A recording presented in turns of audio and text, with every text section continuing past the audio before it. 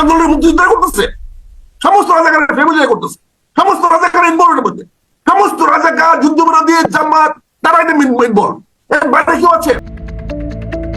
জুলাইয়ের কোটা সংস্কার আন্দোলনের সময় আন্দোলনকারীদের বিরুদ্ধে কঠোর বক্তব্য দিয়ে আলোচনায় আসা সাবেক সংসদ সদস্য ও অবসরপ্রাপ্ত মেজর আখতারুজ্জামান এবার বাংলাদেশ জামাতে ইসলামীতে যোগ দিয়েছেন। তার এই রাজনৈতিক অবস্থান পরিবর্তন নতুন করে বিতর্কের জন্ম দিয়েছে। শনিবার সকালে রাজধানীর মগবাজারে জামাতে ইসলামীর কেন্দ্রীয় কার্যালয়ে আনুষ্ঠানিকভাবে সংগঠনের প্রাথমিক সহযোগী সদস্য হিসেবে যোগ দেন তিনি।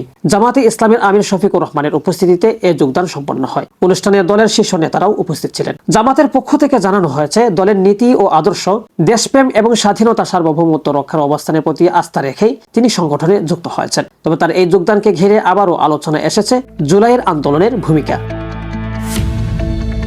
সে সময় আন্দোলনকারীদের বিরুদ্ধে তার বক্তব্য ও অবস্থান ব্যাপক প্রতিক্রিয়ার সৃষ্টি করেছিল, যা এখনো অনেক আন্দোলনকারীদের কাছে বিতর্কিত অধ্যায় হিসেবে বিবেচিত।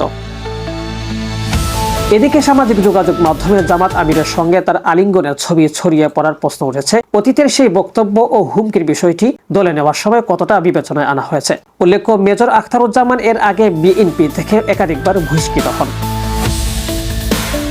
সর্বশেষ 2022 সালে তাকে দল থেকে বহিষ্কার করা হয়। রাজনৈতিক বিশ্লেষকদের মতে বিএনপিতে তার ভবিষ্যৎ অনিশ্চিত হয়ে পড়ার পরই তিনি নতুন রাজনৈতিক অবস্থান বেছে নিয়েছেন। রাজনৈতিক জীবনে তিনি কিশোরগঞ্জ 2 আসন থেকে 2 বার সংসদ সদস্য নির্বাচিত হন। তবে সর্বশেষ জাতীয় সংসদ নির্বাচনে তিনি পরাজিত হন।